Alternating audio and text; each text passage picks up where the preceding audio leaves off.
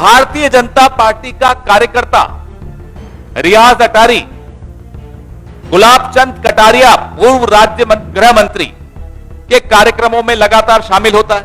Bharatiya Janata party के स्थानीय नेता अपनी फेसबुक पोस्ट में रियाज भाई, हमारे भारतीय जनता पार्टी के कार्यकर्ता रियाज भाई कहकर संबोधित करते हैं। ये चल क्या रहा है इस देश में? माजरा क्या है? मुंह में राष्ट्रवाद, बगल में छुरी।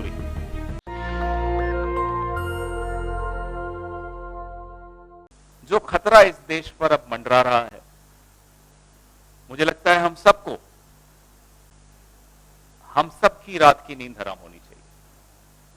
मुंह में राष्ट्रवाद, बगल में छुरी। उदयपुर में हुई विभत्स घटना के संदर्भ में कल एक मीडिया ग्रुप ने एक बहुत ही सनसनीखेज खुलासा किया। जब वो खुलासा हुआ तो उसके बाद हम लोगों ने भी कुछ रिसर्च की। इस खुलासे में उदयपुर में जो कन्हैयालाल की जो जघन्य हत्या हुई थी, उसका मुख्य आरोपी रियाज अटारी, उसके संबंध भारतीय जनता पार्टी के नेताओं के साथ, उन संबंधों का यह खुलासा कल टीवी पर हम सब ने देखा और फिर सोशल मीडिया पर उस पर काफी चर्चा भी हुई और उसके बाद हमने रिसर्च की और नए तथ्य सामने आए। रियाज अटारी राजस्थान में भारतीय जनता पार्टी के कद्दावर नेता, पूर्व गृह मंत्री राज्य के गुलाब चंद कटारिया जी के अनेक कार्यक्रमों में शामिल होते थे। वो तस्वीरें आप सबके सामने आपको दी जाएंगी। फिर जब हमने रिसर्च की, क्योंकि कार्यक्रम में तो बस इतना ही बताया गया था, तो जब रिसर्च की तो फेसबुक पर भारतीय जनता पार्टी के माइनॉरिटीज प्रकोष्ठ के नेता इरशाद चैनवाला 30 नवंबर 2018, आज से 4 साल पहले, फेसबुक पोस्ट पर वो और एक और नेता है मोहम्मद ताहिर, जो अब लापता हैं, जिनका मोबाइल भी बंद है। जब से ये हत्याकांड हुआ तब से वो लापता है। तो इरशाद चैनवाला और मोहम्मद ताहिर के 3 फरवरी 2018, 27 अक्टूबर 2019 और 10 अगस्त 2021, 28 नवंबर 2019 के पोस्ट हम लोगों ने स्टडी किए, उसका अध्ययन किया।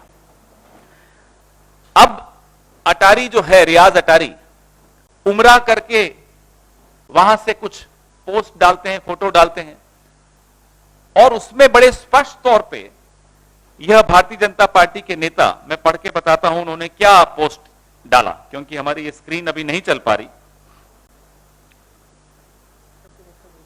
आपके व्हाट्सएप ग्रुप में विनीत जी डाल रहे हैं। ये हमारे बीजेपी कार्यकर्ता उदयपुर राजस्थान के रियाज अटारी भाईजान ने हमारे वतन हिंदुस्तान में अमन व अमन के लिए दुआओं कर अल्लाह हमारे हिंद को सलामत रखे, आमीन। ये पोस्ट डाली है मोहम्मद ताहिर, भाजपा के कार्यकर्ता हैं। मोहम्मद ताहिर कह रहे हैं रियाज अटारी के लिए कि ये हमारे भाजपा, उदयपुर भाजपा के कार्यकर्ता अटारी उमरा करने गए और देश में अमनो अमन की दुआ मांगी। इससे ज्यादा स्पष्ट क्या हो सकता? भारतीय जनता पार्टी का कार्यकर्ता रियाज अटारी गुलाब चंद कटारिया पूर्व राज्य गृह मंत्री के कार्यक्रमों में लगातार शामिल होता है। भारतीय जनता पार्टी के स्थानीय नेता अपनी फेसबुक पोस्ट में रियाज भाई, हमारे भारतीय जनता पार्टी के कार्यकर्ता रियाज भाई कहकर संबोधित करते हैं। ये चल क्या रहा है इस देश में? माजरा क्या है? पुलवामा में सवाल उठे थे कि 350 किलो आरडीएक्स कैसे पहुंचा। डीएसपी दविंदर सिंह का नाम हम सब जानते हैं। उसको चुपचाप से नौकरी से बाहर कर दिया, नो इंक्वायरी, कि राष्ट्र हित में नहीं है, इसके खिलाफ इंक्वायरी करना आपको याद है? ये क्या हो रहा है इस देश में? कौन करवा रहा है ये सब? एक के बाद एक दुर्घटनाएं होती हैं, एक के बाद एक हमले होते हैं, और सवाल ज्यों के त्यों, कोई जवाब नहीं, कोई उत्तर नहीं, प्रधानमंत्री चुप, गृह मंत्री चुप। इन तस्वीरों के बाद, और ये बड़े महत्वपूर्ण तथ्य हम सबके सामने आए हैं। आप सोचिए, अगर ये सिर्फ तस्वीर होती तो चलिए हम सोचते कि किसी सामाजिक कार्यक्रम की तस्वीरें होंगी, होती हैं राजनीतिक दलों की, नेताओं की, लेकिन ये फेसबुक पोस्ट स्पष्ट करती है कि रियाज अटारी, कन्हैया लाल का हत्यारा, आतंकी रियाज अटारी भारतीय जनता पार्टी का सदस्य, सक्रिय सदस्य है। आज सूर्यास्त तक हम उम्मीद करते हैं कि यह तथाकथित राष्ट्रवादी पार्टी इस बात का जवाब देगी, इस देश को जवाब की इंतजार है। कल सुप्रीम कोर्ट ने, माननीय सर्वोच्च न्यायालय ने कुछ बहुत गंभीर टिप्पणियां की थी। आज इन तथ्यों के उजागर होने के पश्चात उन टिप्पणियों को फिर से देखना चाहिए, और वो टिप्पणियां सिर्फ एक नुपुर शर्मा के खिलाफ नहीं थी। Who is Nupur Sharma? नुपुर शर्मा की सामाजिक पहचान भारतीय जनता पार्टी से बनी है। जब नुपुर शर्मा ने वो अल्फाज कहे पैगंबर साहब के खिलाफ, तब वो भारतीय जनता पार्टी की अधिकृत प्रवक्ता थी। उसके 10 दिन बाद तक नुपुर शर्मा भारतीय जनता पार्टी की अधिकृत प्रवक्ता थी। तो इसलिए अगर माननीय सर्वोच्च न्यायालय अगर नुपुर शर्मा के लिए कुछ कहता है तो वो टिप्पणियां भारतीय जनता पार्टी के लिए हैं। आखिर भारतीय जनता पार्टी और उसके नेता और उसके प्रवक्ता पूरे देश में धार्मिक उन्माद का वातावरण बनाने का प्रयास क्यों कर रहे हैं? यह सवाल हमारा पहला। हमारा दूसरा सवाल, क्या प्रधानमंत्री मोदी और गृह मंत्री अमित शाह अब भी भारतीय जनता पार्टी नेताओं द्वारा धार्मिक उन्माद को फैलाने की कोशिशों पर चुप रहेंगे? 8 साल में कब बोलते हैं ये लोग? पूरी दुनिया में जाकर पूरी दुनिया भर की बातें करवा लो मोदी जी से, करते रहेंगे, घूमते रहेंगे, बोलते रहेंगे, विपक्ष को कोसेंगे विदेशों में जाकर, और जो इनकी अपनी पार्टी के लोग, माफ कीजिएगा, आतंकी घटनाओं में शामिल हैं, इस पर चुप रहेंगे। देश चुप नहीं रहने देगा अब आपको, और अगर आप नहीं बोलेंगे तो देश बोलेगा। क्या भारतीय जनता पार्टी अपने प्रवक्ताओं एवं नेताओं के जरिए पूरे देश में आग लगाकर ध्रुवीकरण करके एक चुनावी फायदा उठाने की कोशिश कर रही है? अब तक हम ये सोचते थे कि साहब इनको चुनाव जीतने के लिए हथकंडे अपनाते हैं, लेकिन ये हथकंडे नहीं है, ये आतंकी घटना है।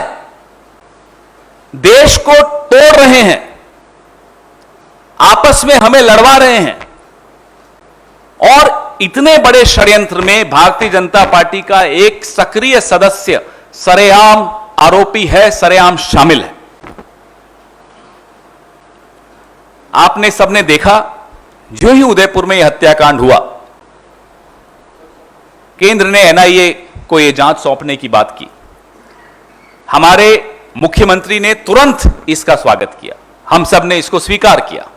लेकिन अब ये नए तथ्यों के उजागर होने के पश्चात सवाल उठता है, और बड़ा गंभीर सवाल उठता है, ये हमारा आखिरी सवाल है, क्या भारतीय जनता पार्टी की केंद्र की सरकार ने इन्हीं कारणों से डरकर जल्दबाजी में एनआईए को यह केस सौंपने का निर्णय लिया? कारण क्या था?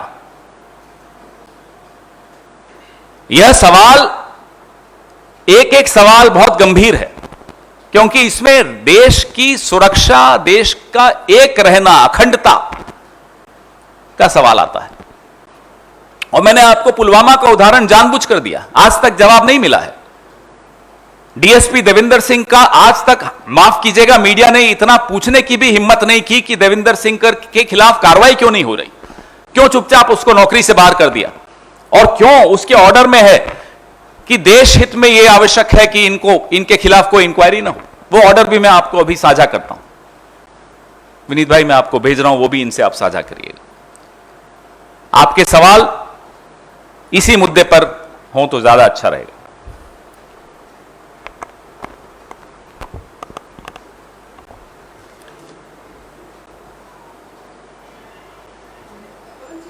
तमाम चीजें आपने कही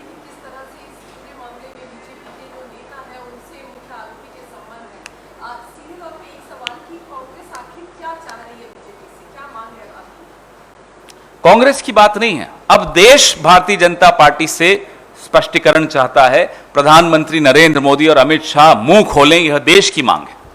यह बहुत गंभीर बातें हैं। सिर्फ चित्र होना किसी सामाजिक कार्यक्रम में वो अलग बात होती है। वो हो सकता है, आप पत्रकार हैं, आपके साथ भी कोई लोग चित्र खिंचवाते हैं, अपना सेल्फी खिंचवाते हैं। यह तो और ज्यादा गंभीर है कि फेसबुक पोस्ट पे लिखा जा रहा है कि रियाज अटारी भारतीय जनता पार्टी उदयपुर के कार्यकर्ता उमरा गए, वहां उन्होंने यह सब दुआएं मांगी। आज की नहीं है यह पोस्ट, 2018, 19, 20, 21 ये तमाम पोस्ट मैं आपको भेज रहा हूं।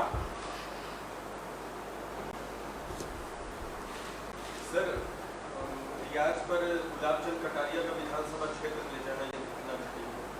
तो रियाज तो एक वोटर के तौर पे भी हो सकता है, लेकिन आपका कांग्रेस का आरोप ये भी है कि बीजेपी के वहां के बाकी नेताओं को मिली भगत है इस घटना में, या जानकारी दी या सिर्फ संबंध क्योंकि वो जुड़ा हुआ था इसलिए सवाल खड़ा है? यह तो जांच से मालूम होगा, लेकिन माफ कीजिएगा, वोटर की बात नहीं है यहां। फेसबुक पोस्ट पर है रियाज अटारी भारतीय जनता पार्टी उदयपुर राजस्थान का सदस्य। इससे ज्यादा स्पष्ट और क्या चाहते हैं आप? और ये कोई आज की पोस्ट नहीं है, 2-3 साल पुरानी पोस्ट है। इसके बाद भी अगर यह सवाल उठता है कि साहब कांग्रेस सवाल क्यों उठा रही है, तो माफ कीजिएगा, फिर इस देश में बहुत कुछ गलत हो रहा है। और सर, इस घटना के बाद आपकी राज्य सरकार भी जांच कर रही है, एनआईए भी जांच कर रही है, लेकिन अब जिस तरीके से आरोपी के बीजेपी कनेक्शन की बात सामने आई है, आप लोगों ने भी सवाल उठाए हैं, तो अब आप किस तरह की जांच की मांग करेंगे? क्योंकि आप ये कह रहे हैं कि इन्हीं वजहों से एनआईए को रेफर की गई है जांच, आपका आरोप है। तो क्या कोर्ट मॉनिटर्ड प्रोब या कोई एसआईटी आप गठित करेंगे? क्योंकि राज्य में आपकी सरकार है, लॉ एंड ऑर्डर है, तो इस पर जांच कैसे होने जा रही है, या केवल आरोप तक आप सीमित रखेंगे राज्य सरकार के जरिए? क्या इसको जांच किस दिशा में? देखिए, ये देश का सवाल है, सिर्फ आरोप तक सीमित रखने की तो कोई सवाल ही नहीं उठता। माननीय मुख्यमंत्री अशोक गहलोत जी के संज्ञान में यह तथ्य आए हैं। सरकार है वो सलाह मशविरा करके नियम कानून सम्मत कदम उठाएगी और आपको बहुत जल्दी उसकी जानकारी भी दी जाएगी। रही बात एनआईए की, तो हम यह सवाल उठा रहे हैं, अब तब नहीं उठाया था। तब स्वागत किया था अशोक गहलोत जी ने भी, और उन्होंने कहा था कि मेरी पुलिस और मेरा प्रशासन एनआईए को पूरा समर्थन देगा, पूरा सहयोग देगा, और हमने इस मंच से बैठकर एनआईए को सुपुर्द करने का स्वागत किया था। लेकिन ये नए तथ्यों के पश्चात एक बहुत बड़ा सवाल उठता है कि ये एनआईए का निर्णय केंद्र सरकार ने कुछ घंटों में ही लिया था, तो क्या इन तथ्यों को छिपाने के लिए लिया था? भूलिएगा मत जैनेन्द्र जी, ये वही गुलाबचंद कटारिया हैं जिनका सोहराबुद्दीन फेक एनकाउंटर में सीबीआई की चार्जशीट में भी जिक्र आया था। सर, तो सप्लीमेंट्री सवाल नहीं है, जैनेन्द्र का सवाल नहीं है कि क्या इसमें अब नए जांच की मांग करेंगे? नए तथ्य आपके सामने आए हैं, एनआईए जांच कर रही है, आप केंद्र सरकार से सवाल उठा रहे हैं।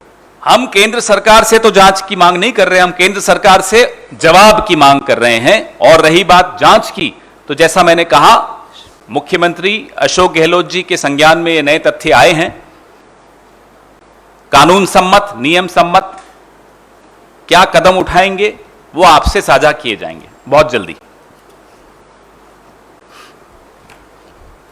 धन्यवाद। Thank you.